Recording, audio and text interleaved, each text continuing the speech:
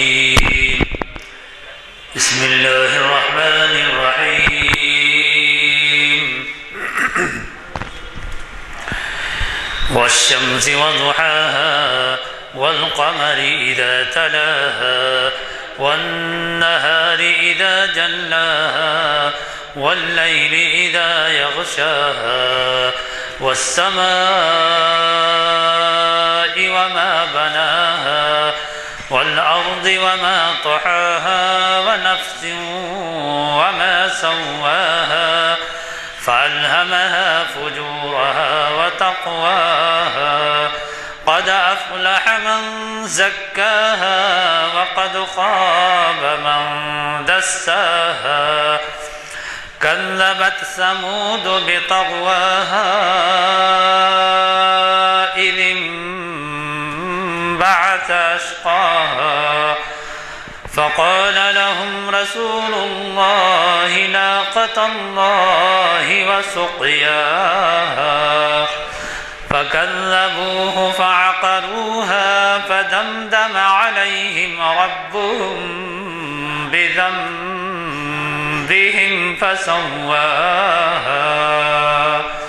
ولا يخاف عقباها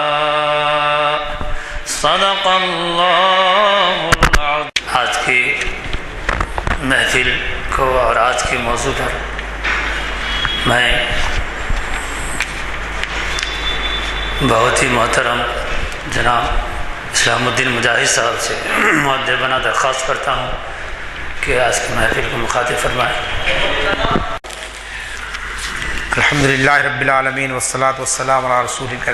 کریم وعلی آلہ وصحبہ اجمعین والعاقبۃ للمتقین۔ قابل احترام بزرگوں اور عزیز نوجوانوں، آج تاریخ اسلام کی 765ویں نشست کے لیے میں نے جس عنوان کا انتخاب کیا وہ شاہ ولی اللہ رحمۃ اللہ علیہ دہلوی کی تحریک کی موجودہ دور میں معنویت ہے۔ ہم سب اس بات سے بخوبی واقف ہیں کہ ہندوستان پر مسلمانوں نے 800 سال حکومت کی، لیکن مسلم حکمرانوں نے اسلام کی اشاعت اور اسلام کی تبلیغ کے لیے وہ کارنامہ انجام نہیں دیا جو مجددین اسلام اور صوفیاء اکرام نے انجام دیا ہے۔ حضرت شاہ ولی اللہ رحمۃ اللہ علیہ ایک ایسی تاریخ ساز ہستی گزری ہے کہ جنہوں نے امت مسلمہ کے اندر اسلام کی ایک نئی روح پھونکنے کی کوشش کی، اور ان کے دور میں رائج بہت ساری خرافات اور بدعات کو انہوں نے مسلم معاشرے سے ختم کیا۔ اگر ہم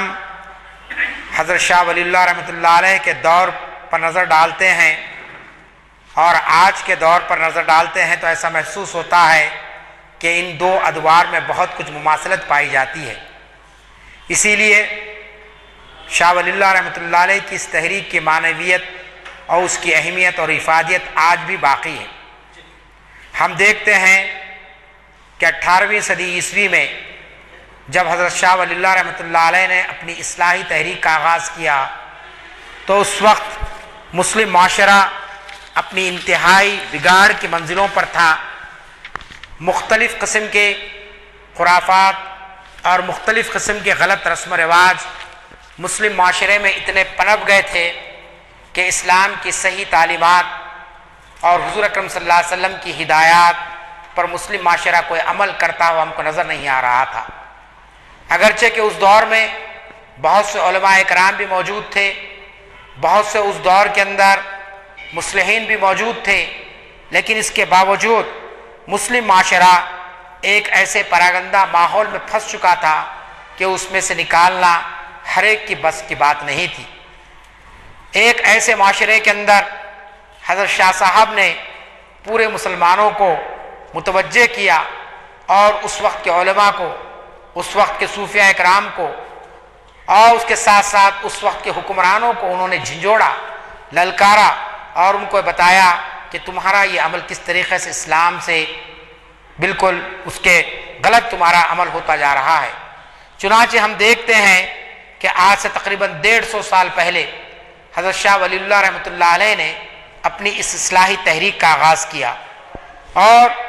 اس تحریک کو جس انداز میں انہوں نے کامیابی سے ہمکنار کیا اور مسلمانوں کی انفرادی اور ملی زندگی کو لاحق ہونے والے امراض کی جس طریقے سے انہوں نے تشخیص فرمائی اور پھر ان کا علاج کیا، اس سے ایسا معلوم ہوتا ہے کہ اگر آج بھی ہمارے علماء کرام اور ملت کا درد رکھنے والی ہستیاں اگر ان بزرگوں کی تعلیمات کو پڑھیں گی اور اس سے درس بصیرت حاصل کریں گے تو لازمی چیز ہے کہ مسلم معاشرے کے اندر ہم بھی بہت کچھ تعمیری کام انجام دے سکتے ہیں۔ ہم تھوڑا سا نظر ڈالتے ہیں اور دیکھتے ہیں کہ آخر اس دور میں کیا کیا برائیاں پھیل چکی تھی۔ تو حضرت شاہ صاحب کا جو دور ہے، اس دور کے اندر ہم دیکھتے ہیں کہ دینی محافل تو ہوتی تھی، لیکن ان دینی محافل کے اندر لوگ قرآن مجید کو پڑھنے، احادیث پر غور و فکر کرنے کے بجائے قصے کہانیاں بیان کی جاتی تھی، شعراء کے اشعار پڑھائے جاتے تھے اور حکماء کے فلسفوں پر بحثیں کی جاتی تھی، جبکہ یہ چیزیں مسلمانوں کی کامیابی کے لیے کوئی اہمیت نہیں رکھتی تھی۔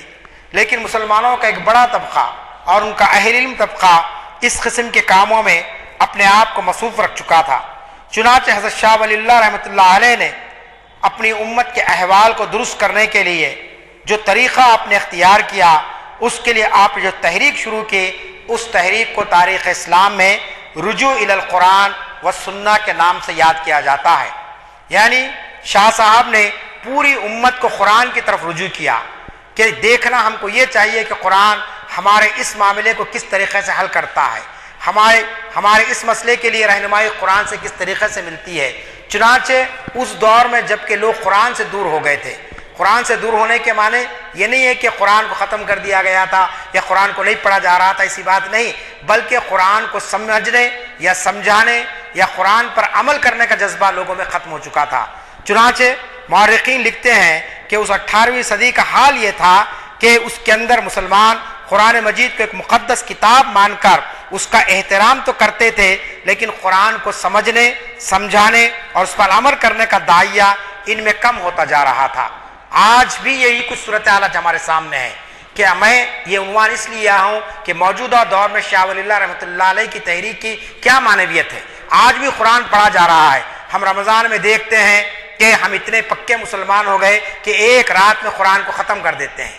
تراویح میں یا 3 راتوں میں اس کو ختم کر دیا جاتا ہے۔ لیکن اگر پڑھنے والے سے یا سننے والے سے بھی اگر آپ سوال کریں گے آپ نے قرآن کو کتنا سمجھا ہے، تو میں سمجھتا ہوں کہ 10% لوگ بھی یہ نہیں کہہ سکیں گے کہ واقعی ہم نے قرآن کو سمجھنے کی کوشش کی ہے۔ تو قرآن کو پڑھنا ایک الگ چیز ہے، قرآن کو سمجھنا ایک الگ چیز ہے، اور لوگوں کو سمجھانا ایک الگ چیز ہے۔ اور جب تک کہ قرآن کو سمجھا نہ جائے اور قرآن کو اس پر عمل کی نیت سے اس پر غور و فکر نہ کیا جائے تو لازمی چیز ہے کہ ہم قرآن کے تقاضوں کی تکمیل نہیں کر سکتے ہیں۔ چنانچہ 18ویں صدی میں جبکہ یہ مسلمانوں کا دور تھا، مسلم حکومتیں یہاں پر موجود تھی، مسلم معاشرہ موجود تھا، لیکن وہاں صورتحال یہ ہو چکی تھی کہ مسلمانوں کا ایک بڑا طبقہ قرآن سے بے توجہی برت رہا تھا۔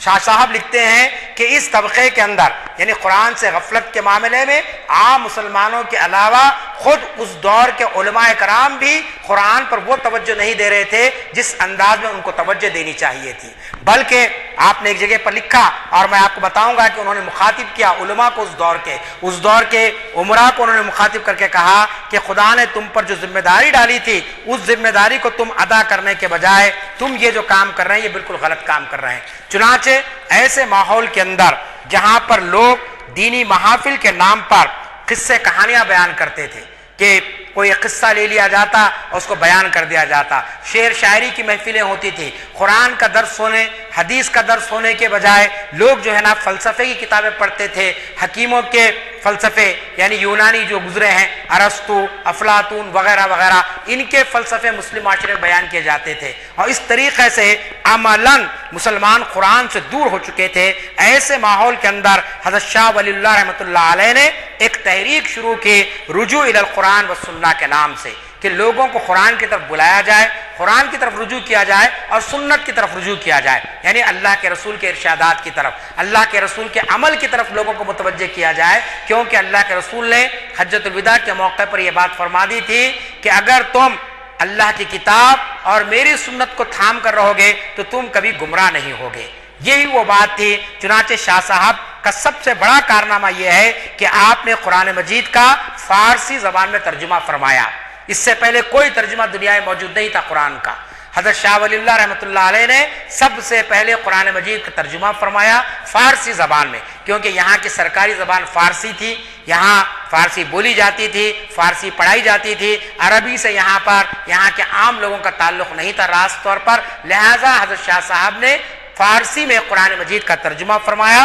اور وہ کتاب موجود ہے جو ترجمہ آپ نے کی فتح الرحمن کے نام سے وہ ترجمہ شائع ہوا، اور دنیا کی مختلف لائبریریز میں وہ آج بھی موجود ہے۔ پھر اس کے بعد آپ کے دونوں صاحبزادے حضرت شاہ رفیع الدین اور حضرت شاہ عبد القادر نے قرآن مجید کا پہلی بار اردو زبان میں ترجمہ کیا۔ تو یہ جو ترجمے کا عمل ہے، جب اردو عام ہوئی یہاں پر اور مختلف علاقوں میں اردو کو لوگ درس میں شامل کرنے لگے، تو پھر آپ کے دونوں لائق فرزندوں نے یہ کارنامہ انجام دیا کہ قرآن مجید جو عربی زبان میں ہے اس کو انہوں نے اردو میں ترجمہ کیا۔ تو اس طریقے سے بیک وقت قرآن مجید عربی میں موجود تھا، فارسی میں موجود تھا، اور اسی طریقے سے اردو میں بھی اس کا ترجمہ کیا گیا۔ اسی لیے تاریخ اسلام لکھنے والوں نے کہا کہ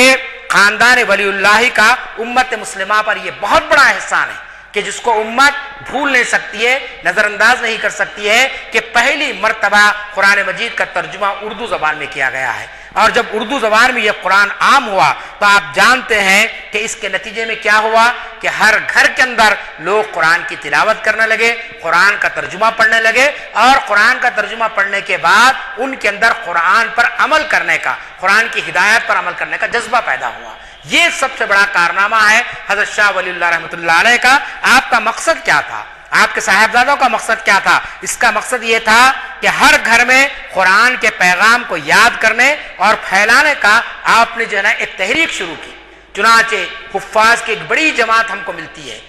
مفسرین کی ایک بڑی جماعت تیار ہو گئی، ان لوگوں کی ایک بڑی جماعت تیار ہو گئی جو قرآن پر غور و فکر کرنے لگے اور قرآن پر تفکر تدبر کرنے لگے۔ چنانچہ آپ دیکھتے ہیں کہ قرآن کے اس ترجمے کی خدمت کے نتیجے میں مسلمانوں کے اندر قرآن کی ترویج کا جذبہ پیدا ہوا، اور پھر اس کے ذریعے سے اس بگڑے ہوئے معاشرے کی سدھار کے لیے آپ نے جو ہے نا پوری امت کو قرآن سے جوڑ دیا ہے۔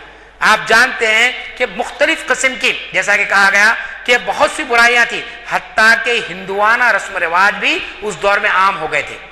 ہندوؤں کے تہواروں کو مسلم بادشاہ سرکاری طور پر مناتے تھے، جیسا آج کی حکومتیں بعض تہواروں کو سرکاری طور پر منا رہی ہے، اس طریقے سے مسلم بادشاہ بھی سرکاری تہواروں کو، سرکاری حیثیت سے ہندو تہواروں کو منانے لگے تھے، جبکہ شریعت اس کی ان کو اجازت نہیں دیتی تھی۔ ایسے ماحول کے اندر شاہ صاحب نے قرآن مجید کا ترجمہ کیا۔ نتیجہ یہ ہوا کہ اس دور کے بگڑے ہوئے ماحول کے اندر لوگ پھر سے قرآن کی طرف وابستہ ہونے لگے، اور ان کے اندر ایک نئی تبدیلی آئی، اور اس نئی تبدیلی کا نتیجہ یہ ہوا کہ پوری امت اس سرچشمہ ہدایت سے بھرپور استفادہ کی، اور مسلمانوں کا تعلق قرآن سے اس قدر مضبوط ہو گیا کہ پھر ان کے اندر ارتداد، پھر ان کے اندر اسلام سے انحراف کا یعنی وہ نوبت نہیں آئی، ورنہ صورتحال ایسی ہو گئی تھی کہ لوگ قرآن سے دور ہونے کے نتیجے میں اللہ سے دور ہونے لگے، یعنی نماز، روزہ، حج اور زکوٰۃ کی اہمیت بھی ان کے سامنے ختم ہونے لگی، فرائض کی اہمیت ان کے پاس ختم ہونے لگی۔ چنانچہ آپ دیکھتے ہیں کہ یہ اس دور کا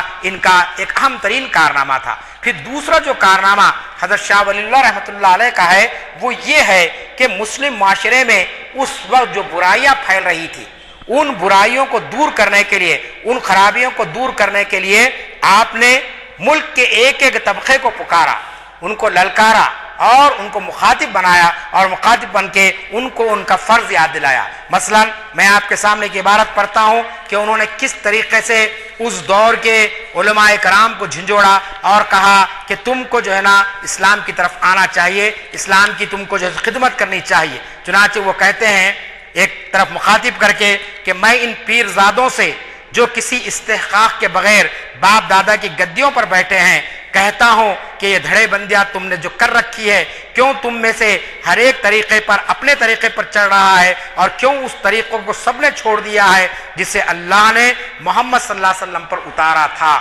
یہ ان کے خطوط ہیں، باضابطہ تاریخ میں محفوظ ہے کہ اس دور کے علماء کرام کو مخاطب کر کے کہا کہ تم یہ جو فقہی مسائل میں الجھ گئے ہیں، یہ جو تم فروعی مسائل میں الجھ گئے ہیں، آخر یہ چیز تم نے کہاں سے اخذ کی، کہاں سے حاصل کی، جبکہ یہ چیز تمہارے لیے نہیں ہے۔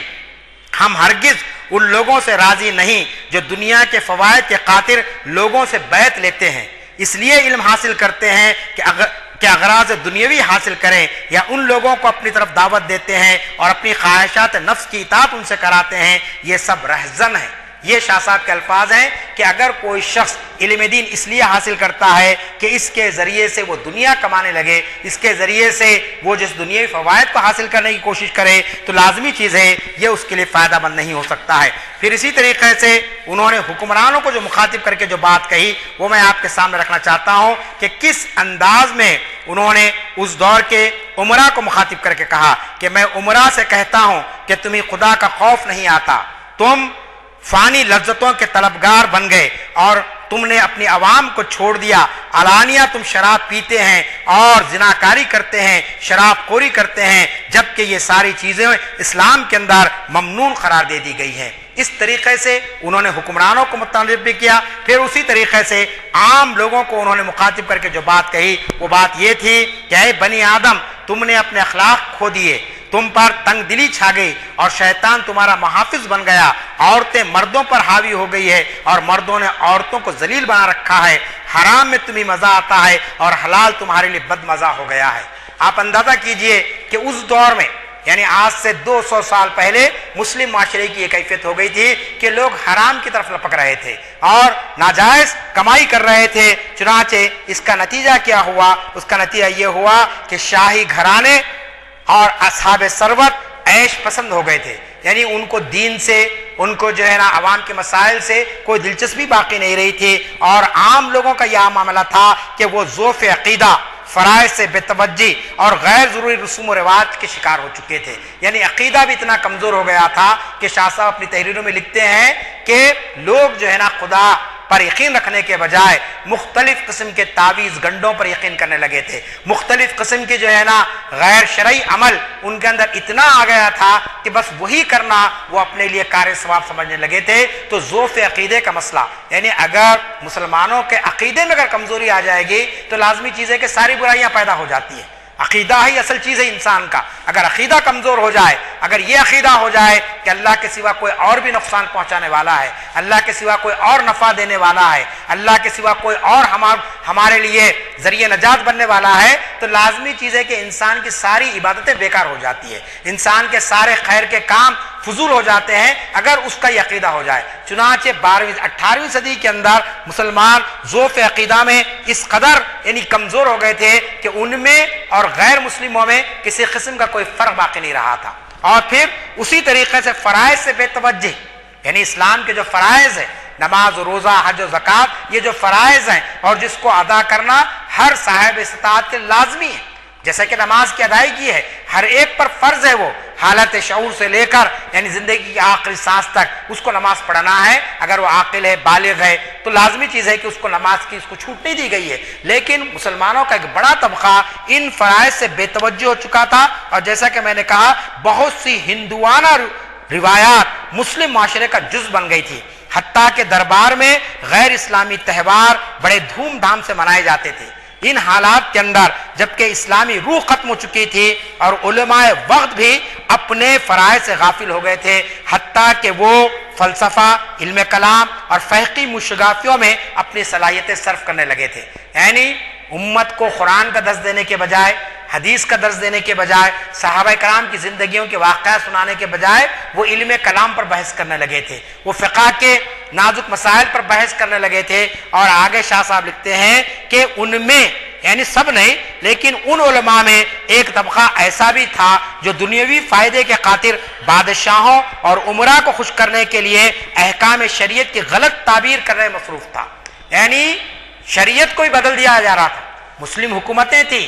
اور مسلم علماء موجود تھے، مسلم عوام موجود تھی، لیکن اس کے باوجود اس دور میں بھی کچھ ایسے علماء تھے جو بادشاہ کو خوش کرنے کے لیے، درباری لوگوں کو خوش کرنے کے لیے شریعت کے احکام میں بھی جو ہے نا غلط تعبیریں کر رہے تھے، اس کا مس انٹرپریٹیشن کیا جا رہا تھا، اس کی غلط انداز میں تشریح کی جا رہی تھی۔ اسی لیے ایک مورخ نے لکھا ہے کہ اگر 17ویں اور 18ویں صدی میں حضرت مجدد الفسانی رحمۃ اللہ علیہ اور حضرت شاہ ولی اللہ رحمۃ اللہ علیہ اگر پیدا نہ ہوتے اور اللہ تعالیٰ ان کے ذریعے غیر معمولی کام نہ لیتا تو آج اسلام صحیح حالت میں ہندوستان میں باقی نہیں رہتا۔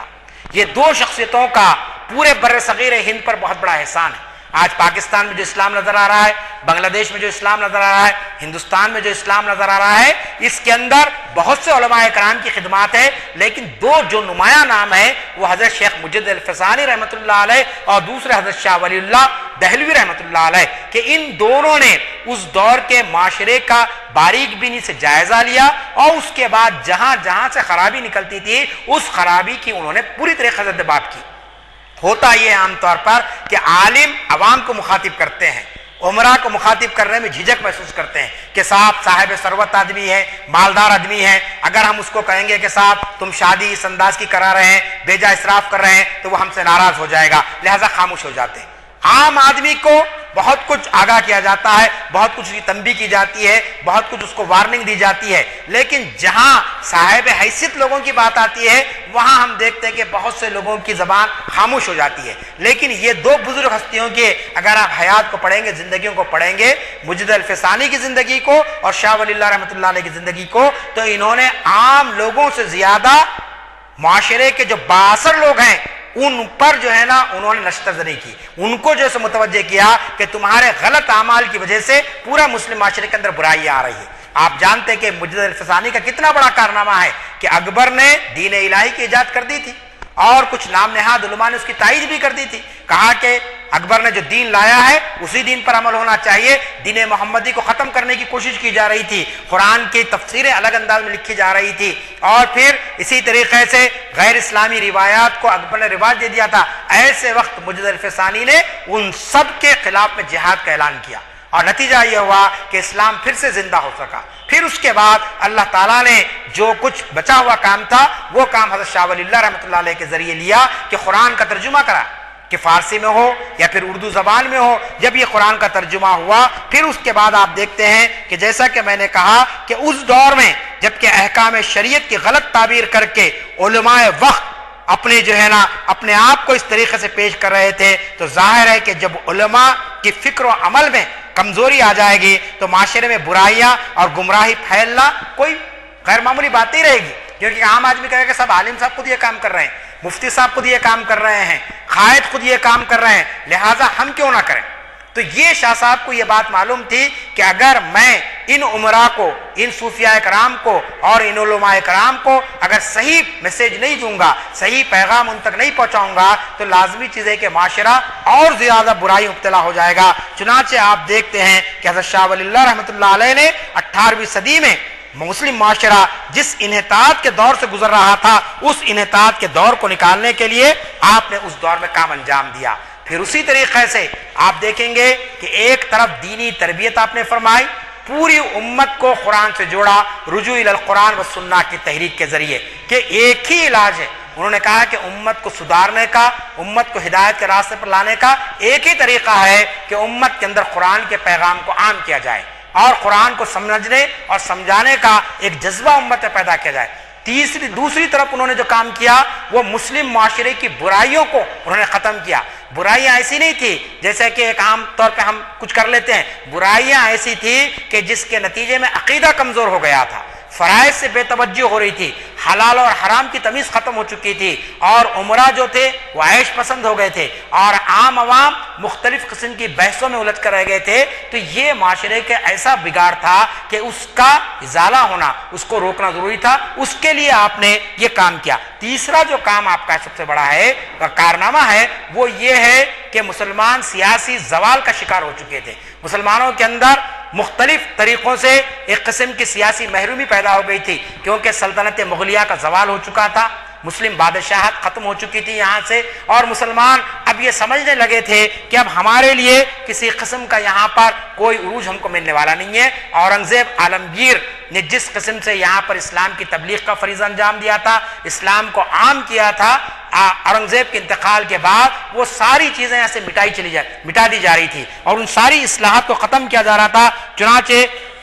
شاہ ولی اللہ رحمۃ اللہ علیہ کا ایک کارنامہ جو تیسرا کارنامہ کہلاتا وہ یہ ہے کہ آپ نے اسلامی تہذیب اور اس کی ثقافت کی پوری طریقے سے حفاظت فرمائی، کہ جو اسلامی تہذیب ہے، جو مسلمانوں کی تہذیب ہے، جو اسلام کی روایات کے مطابق کی جو تہذیب ہے، اس تہذیب کو آپ نے یہاں پر پھر سے زندہ کیا۔ یعنی اسلام جو ہمارا ہے وہ تو دین ہے، وہ شریعت ہے، شریعت کے علاوہ جو تہذیب مسلمان یہاں پر لے کر آتے وقت یہاں پر، اور جس تہذیب کو یہاں پر انہوں نے سنوارا، اس تہذیب کو جو ختم کیا جا رہا تھا، حضرت شاہ ولی اللہ رحمۃ اللہ علیہ کا یہ کارنامہ ہے کہ انہوں نے اس تہذیب کی نشانیوں کو باقی رکھنے کے لیے اور اس کو پھر سے زندہ کرنے کے لیے ایک نئی لہر سے آپ نے مسلم حکمرانوں کو مخاطب کیا، اور پھر مسلم بادشاہوں پر یہ ذمہ داری ڈالی کہ وہ اسلامی تہذیب اور اسلامی روایات پر خود عمل کرے اور پھر عوام الناس کو عمل کرنے کی ترغیب دے، کیونکہ جب تک کہ بادشاہ خود عمل نہیں کرے گا تو لازمی چیز ہے کہ عوام اس پر عمل نہیں کر سکتی ہے۔ تو اس طریقے سے 3 محاذوں پر حضرت شاہ ولی اللہ رحمۃ اللہ علیہ نے اپنی تحریک کا آغاز کیا۔ ایک اصلاحی تحریک تھی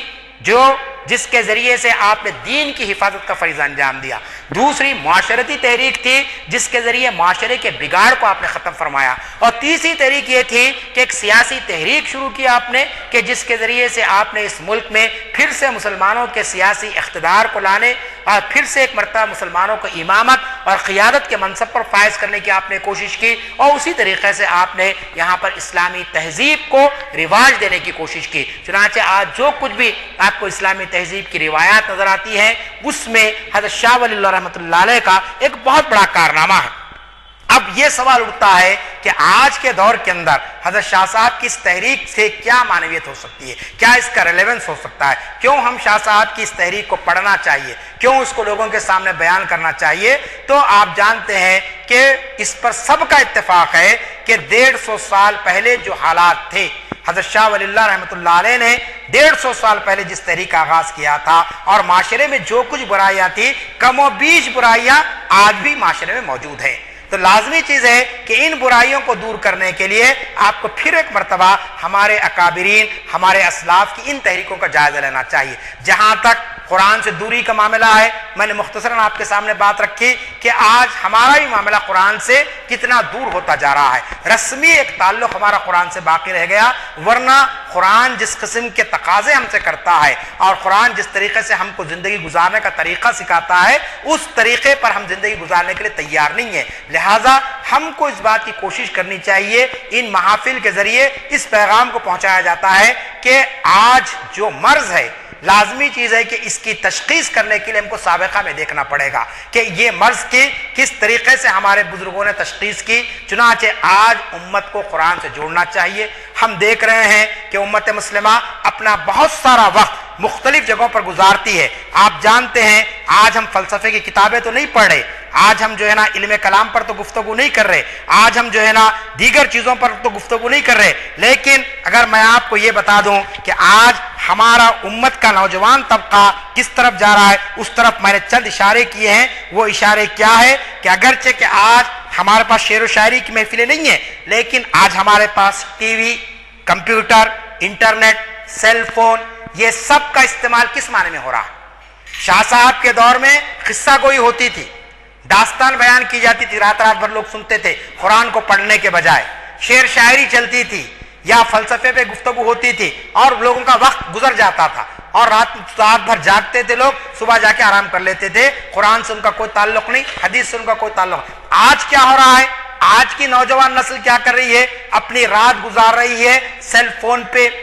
اپنی چیٹنگ کر کے یا واٹس ایپ پہ گفتگو کر کے یا اسی طریقے سے انٹرنیٹ کے ذریعے۔ نوجوانی کیا، بزرگوں کی ایک بڑی تعداد کو آپ دیکھ لیجئے، لا یعنی قسم کی مصروفیات ہماری بڑھ گئی ہیں۔ قرآن کو پڑھنے اور قرآن کو سمجھنے کے لیے ہم کتنا وقت نکالتے ہیں، اور انٹرنیٹ کو دیکھنے کے لیے، ٹی وی کو پر دیکھنے کے لیے یا کمپیوٹر کو چلانے کے لیے ہمارے پاس کتنا فارغ وقت نکلتا ہے۔ امت کے ایک بڑے طبقے سے اگر آپ سوال کریں گے بڑی آسانی سے لوگ یہ جواب دیتے ہیں کہ صاحب ہمارے پاس ٹائم نہیں ہے. لیکن ان کے ٹائم کو اگر آپ اینالائز کریں گے، اگر آپ تجزیہ کریں گے 24 گھنٹے کے اندر، میں سمجھتا ہوں کہ امت کا 50% طبقہ آج یہ ساری چیزوں میں ملوث ہے،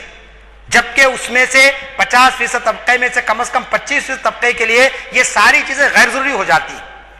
لیکن اس کو لوگ استعمال کرتے ہیں. استعمال کریے آپ، اگر آپ ضروری سمجھتے ہیں، اس کے ذریعے قرآن کو سیکھ رہے ہیں بہت اچھی بات ہے، اس کے ذریعے آپ تاریخ اسلام کو سمجھ رہے ہیں انٹرنیٹ کے ذریعے بہت اچھی بات ہے، لیکن آپ دیکھتے ہیں کہ اس کا بہت ہی غلط استعمال ہوتا ہے. چنانچہ یہ ساری چیزیں جو تفریح کے مختلف ذرائع بن گئے ہیں، اس نے پورے معاشرے کو اپنے گھیرے میں لے لیا ہے، جس سے آج امت مسلمہ گزر رہی ہے. تو ان چیزوں سے نکالنے کے لیے لازمی چیز ہے کہ امت کو قرآن کی طرف جوڑنا چاہیے، قرآن کو پڑھنے پڑھانے کا جذبہ پیدا کرنا چاہیے. مسلمانوں کو یہ بتانا چاہیے کہ قرآن صرف رمضان میں پڑھنے کے لیے نہیں آیا ہے، قرآن صرف رمضان میں سننے کے لیے نہیں آیا ہے، قرآن کے اجتماع صرف رمضان میں رکھنے کے نہیں آئے. ٹھیک ہے، رمضان ایک ماحول بناتا ہے، قرآن کا مہینہ ہے اور رمضان میں قرآن نازل ہوا ہے، یہ ساری برکتیں اور رمضان کی ساری عظمت اپنی جگہ پر ہے، لیکن قرآن تو سال کے 12 مہینے پڑھنے کے لیے آیا. شاہ صاحب نے یہی پیغام لوگوں تک پہنچایا کہ اس قرآن کو عام کر دو، ہر گھر کے اندر قاری قرآن مل جائے، ہر گھر کے اندر حافظ قرآن پیدا ہو، تو پھر آپ دیکھیں گے کہ کوئی جو ہے نا ان کے اندر عقیدے کی کمزوری نہیں پیدا ہوگی، ان کے اندر فرائض سے بے توجہی نہیں پیدا ہوگی. آج امت کو یہ کام کرنا چاہیے کہ ہم پوری امت کو قرآن سے اور حدیث سے جوڑنے کی کوشش کریں. اگر آپ کسی جماعت سے جوڑنے کی کوشش کریں گے، اگر آپ کسی مسلک سے جوڑنے کی کوشش کریں گے، اگر آپ کسی فرقے سے جوڑنے کی کوشش کریں گے تو اس سے اور مسائل پیدا ہوں گے. لیکن اگر آپ قرآن سے جوڑنے کی کوشش کریں گے، حدیث سے جوڑنے کی کوشش کریں گے تو آپ کا کام آسان ہو جائے گا اور امت کو آپ ایک صحیح رہنمائی کر سکیں گے. آج ہمارا سب سے بڑا المیہ یہ ہے کہ آج ہر جماعت اپنی جماعت کی طرف لوگوں کو بلا رہی ہے، ہر مسلک اپنے مسلک کی طرف لوگوں کو بلا رہا ہے، حالانکہ مسلک ہو، جماعت ہو، ادارہ ہو، تنظیم ہو، ہر ایک کا کام یہ ہونا چاہیے کہ ہر ایک پوری امت کو قرآن کی طرف بلائے، ہر ایک رسول کریم صلی اللہ علیہ وسلم کی تعلیمات کی طرف لوگوں کو بلائے. یہ ایک ذریعے ہیں بھائی، ایک فرد کام نہیں کر سکتا ہے، لہذا جماعت بنا دی گئی، جماعت کے ذریعے بھی وہی کام ہو. کیا کام ہو؟ کہ اللہ کی کتاب کا پیغام عام ہو، لوگ اس کی طرف پڑھنے کی طرف متوجہ ہوں اور رسول کی ہدایت پر عمل کرنے کی طرف پڑھ دو. تنظیم اسی لیے بنائی جائے، فرقہ اسی لیے بنایا جائے، فقہ کی تعبیریں اسی لیے کی جائے، لیکن ہم یہ سمجھ رہے ہیں کہ صاحب اتنا کام کر لیے تو ہم کو منزل حاصل ہو جائے گی. چنانچہ شاہ صاحب کے اس کام کو ہم کو آگے بڑھانے کی ضرورت ہے کہ ہر طبقے کے اندر، چاہے وہ طبقہ غریب ہو، چاہے وہ طبقہ امیر ہو، چاہے مرد ہو یا عورت ہو، ہر ایک کے اندر ہم قرآن فہمی کا جذبہ پیدا فرمائے، قرآن کو سمجھنے کا جذبہ پیدا فرمائے تو ہم ایک صحیح خدمت کر سکیں گے. اور دوسرا جو کام اس اصلاحی تحریک کے ذریعے حضرت شاہ ولی اللہ رحمۃ اللہ علیہ نے انجام دیا کہ اس دور کے مروجہ جو رسم و رواج تھے، جو خرابیاں تھیں، ان خرابیوں کو انہوں نے دور کیا. کیا یہ خرابیاں آج کے معاشرے میں نہیں ہیں؟ آج کے معاشرے میں اس سے زیادہ خرابیاں، اور ان خرابیوں کو دور کرنے کے لیے ہم کو بھی وہی راستہ اختیار کرنا چاہیے، وہی طریقہ اختیار کرنا چاہیے، اور پھر اسی طریقے سے ہم کو یہ دیکھنا چاہیے کہ حضرت شاہ ولی اللہ رحمۃ اللہ علیہ نے جو دینی حکمت عملی اختیار کی، اس کے ذریعے بہت ہی اچھے انداز میں آپ دیکھتے ہیں اصلاح معاشرے کا کام ہو سکا ہے. آج ہر شخص کہہ رہا ہے کہ صاحب ہمارا معاشرہ بگاڑ میں ملوث ہو چکا ہے، بہت سارے برائیاں ہمارے معاشرے کے اندر آ چکی ہے، اس کو سدھارنا چاہیے. اس کے لیے بڑی بڑی کانفرنس ہوتی ہے، بڑے بڑے اجلاس ہوتے ہیں اصلاح معاشرے کے عنوان پر، اور بڑے بڑے علماء کرام اس کو مخاطب کرتے ہیں. یہ ساری چیزیں اچھی ہے، لیکن معاشرے کی اصلاح کیسے ہو؟ معاشرے کی اصلاح کے لیے حضرت شاہ صاحب نے جو بات کی وہ یہ ہے کہ جب تک کہ امت کو اس منبع رشد و ہدایت سے نہ جوڑا جائے، یعنی جو اصل مرکز ہے اس مرکز سے جب تک آپ نہیں جوڑیں گے، اس وقت تک ان کے اندر اصلاح کے جذبہ نہیں پیدا ہوگا. آپ نے ابھی دیکھا 2-4 مہینے پہلے سپریم کورٹ کا ایک فیصلہ آیا طلاق ثلاثہ پر، پوری ہندوستان کے اندر جلوس نکلے، جلسے ہوئے، دستخطی مہم ہوئی، اور اس کے بعد پھر ایک سناٹا ہو گیا. پھر اس کے بعد آپ دیکھ رہے کہ نوٹ بندی کے بعد آپ دیکھ رہے کہ نہ کوئی جلسہ ہے، نہ کوئی جلوس ہے، نہ کوئی کانفرنس ہے. تو جب کوئی وقتی ہنگامہ ہوتا ہے تو ہم لوگ شریعت کے تحفظ کے لیے نکل پڑتے ہیں، اور اس کے بعد وہ ہنگامہ جب ٹل جاتا ہے تو تحفظ شریعت کو بھی ہم بھول جاتے ہیں. جبکہ تحفظ شریعت، ہم کو شریعت کے تحفظ کی ضرورت نہیں ہے، شریعت کے تحفظ کی ذمہ داری اللہ تعالیٰ خود لے لیا. یہ بات اگرچہ کہ سمجھنے میں ذرا مشکل ہوگی، آپ کو لوگ تنقید کریں گے کہ آج مجاہد صاحب کیا بات کہہ رہے ہیں، تحفظ شریعت کے ہم دعوے دار نہیں ہیں، اللہ تعالیٰ خود شریعت کے تحفظ کا ذمہ لے چکا ہے، ہم کو شریعت پر عمل کرنا چاہیے، عمل کے ذریعے تحفظ ہوگا، عمل نہیں کر کے آپ بولیں گے تحفظ شریعت، یہ عمل ناممکن بات ہے، یہ وقتی طور پر ہو جائے گا، نعرے تکبیر ہو جائیں گے، جلسہ کامیاب ہو جائے گا، لیکن تحفظ شریعت کا کام مستقل طور پر نہیں ہو سکے گا، عارضی طور پر ہو جائے گا، جبکہ حضرت شاہ ولی اللہ رحمۃ اللہ علیہ نے تحفظ شریعت کی بات نہیں کی، انہوں نے لوگوں کو شریعت پر عمل کرنے کا جذبہ لوگوں میں پیدا فرمایا، قرآن کی تعلیم کے ذریعے، حدیث کی تعلیم کے ذریعے، چنانچہ حضرت شاہ ولی اللہ رحمۃ اللہ علیہ نے عملی تدابیر اختیار کی، نظری باتوں کو بازو رکھ کر، نظریات کو آپ نے بالائے طاق رکھ کر ایک زبردست جو کام آپ نے کیا وہ یہ کام تھا کہ آپ نے اسلام کے پورے فکری، اخلاقی، شرعی اور تمدن نظام کا خاکہ دنیا کے سامنے رکھا اور ثابت کیا کہ اسلام ایک مکمل ضابط حیات ہے، اسلام ایک مکمل نظام حیات ہے۔ اس نظریے کو دنیا کے سامنے لانے کی ضرورت ہے کہ صاحب آپ جو ہے نا کسی ایک شعبے میں اگر کام کریں گے کہ صاحب مسلمانوں کی سیاست اچھی ہو جائے، مسلمانوں کی تعلیم اچھی ہو جائے، مسلمانوں کی معیشت اچھی ہو جائے، اس سے کچھ ہونے والا نہیں ہے۔ اب آپ کو معلوم ہے کہ ہندوستان میں ایک نئی بحث چل رہی ہے کہ صاحب غیر سودی بینک قائم کیے جائیں گے، انٹرسٹ فری بینکس قائم کیے جائیں گے اور اس کو مسلمانوں سے جوڑا جا رہا ہے، حالانکہ آپ جانتے ہیں انٹرسٹ فری نظام اگر آئے گا تو مسلمانوں کے ساتھ ساتھ اس ملک میں رہنے والے سارے شہریوں کا فائدہ ہوگا، ہر اس شخص کا فائدہ ہوگا جو اپنا پیسہ رکھنا چاہتا ہے۔ آپ جانتے کون شخص سود دینا چاہتا ہے اور کون شخص سود دے کو، یعنی کسی کو ضرورت ہے 1000 روپے کی تو وہ مجبوری میں اپنا جو ہے نا وہ سود سے پیسے لیتا ہے۔ اگر یہ سودی لعنت اگر ختم ہوگی اس ملک سے تو لازمی چیز ہے اس ملک کی غریبی دور ہوگی، اس ملک میں بے روزگاری ختم ہوگی۔ اس بات کو اس انداز میں پیش کرنے کی ضرورت ہے کہ اسلام نے جو سودی نظام کی لعنتیں بیان کی ہے اور سود کے ذریعے جو خرابیاں آتی ہے اس کا اثر مسلمانوں کے ساتھ ساتھ پورے ان لوگوں پر ہوتا ہے جو سود سے رقم لیتے ہیں یا دیتے ہیں۔ تو اس طریقے سے حضرت شاہ ولی اللہ رحمۃ اللہ علیہ نے اس دور کے حکمرانوں کے سامنے اسلام کے پورے فکری نظام کو پیش کیا اور اسی طریقے سے آپ نے تمدن نظام کو پیش کیا، اخلاقی نظام کو پیش کیا اور یہ بتایا کہ اسلام کا تعلق عبادت سے لے کر معاملات تک ہے۔ اب آپ بتائیے، یہ کتاب آپ پڑھ سکتے ہیں، بہت ہی مشہور کتاب ہے، آپ لائبریری مل جائے گی آپ کو، وقت نہیں ہے کہ میں ساری تفصیلات میں جاؤں، ایک ایک شخص کو آپ نے مخاطب کیا، اس کے اندر پورے خطوط اس کے اندر موجود ہے کہ کس طریقے سے آپ نے مخاطب کر کے لوگوں کو بتایا کہ اسلام کا تعلق صرف عبادت سے نہیں ہے، معاملات سے۔ تجار کو مخاطب کیا آپ نے، کہا کہ تم اسلام کے نام پر تجارت کرتے ہیں لیکن تم لوٹ کھسوٹ کرتے ہیں، تم ملاوٹ کرتے ہیں، تو لازمی چیز ہے کہ تمہاری تجارت کوئی اسلام کی بنیادوں پر نہیں ہے۔ اسی طریقے سے سماجی جہدکاروں کو، سماج کے لیے کام کرنے والوں کو انہوں نے مخاطب کیا اور ان کو بتایا کہ تمہاری کیا ذمہ داری ہے۔ تو اس طریقے سے ہم کو دنیا کے سامنے یہ بتانے کی ضرورت ہے کہ اسلام کے اندر عبادات بھی ہے، معاملات بھی ہے، سیاست بھی ہے، معیشت بھی ہے، یہ بنیادیں ہیں، آپ کسی ایک کو دوسرے سے الگ نہیں کر سکتے ہیں۔ اگر آپ کی معیشت اچھی ہوگی تو آپ کی سیاست اچھی ہوگی، آپ کی سیاست اچھی ہوگی تو آپ کے معاملات اچھے ہوں گے، آپ کے معاملات اچھے ہوں گے آپ کی عبادت اچھے ہوں گے۔ آج مسلمانوں کا معاملہ یہ ہے کہ مسجد میں تو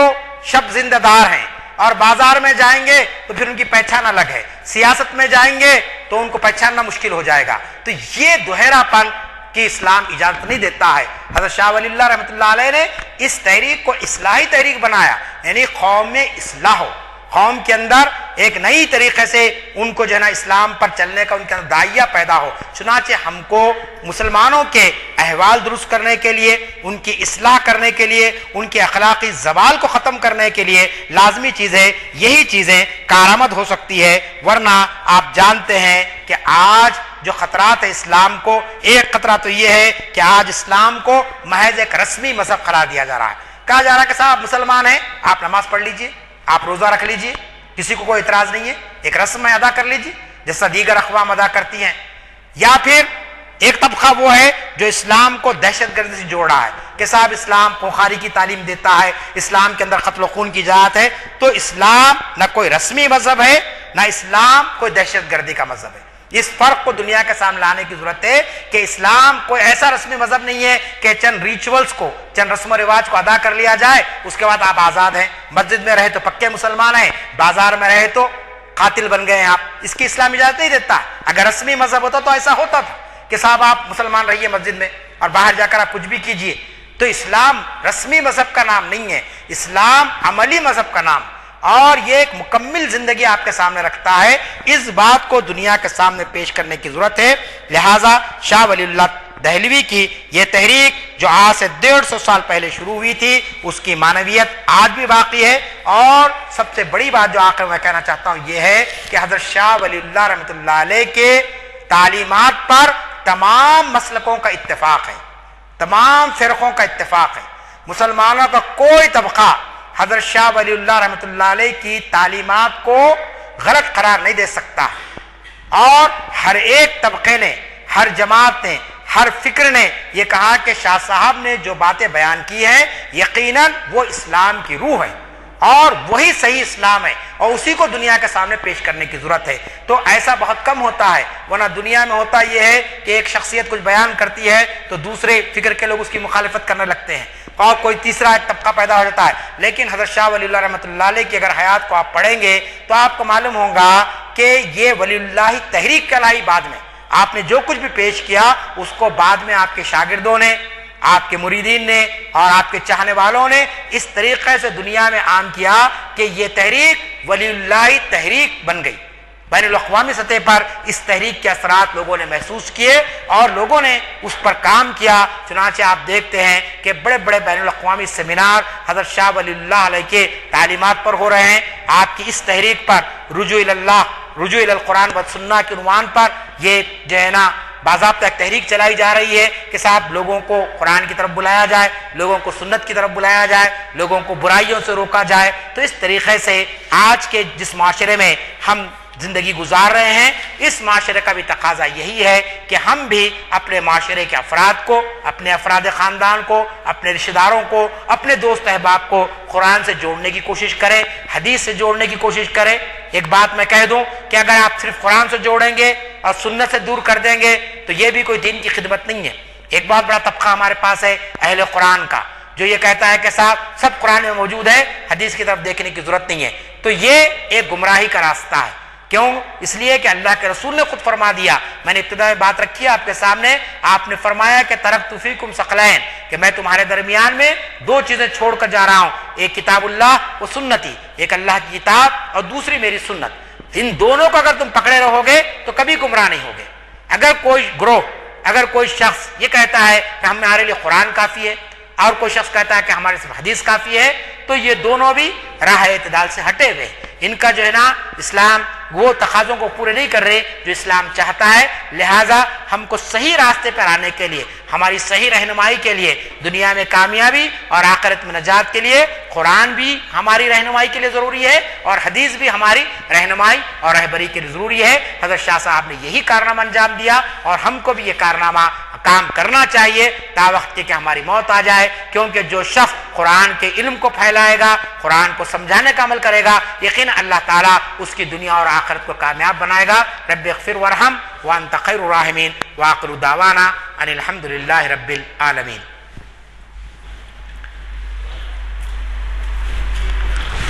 اللهم صل على سيدنا نبينا مولانا محمد بارك وسلم۔ ربنا آتنا في الدنيا حسنة وفي الآخرة حسنة وقنا عذاب النار۔ رب اغفر لي ولوالدي وللمؤمنين يوم يقوم الحساب۔ ربنا هب لنا من ازواجنا وذرياتنا قرة اعين واجعلنا للمتقين اماما۔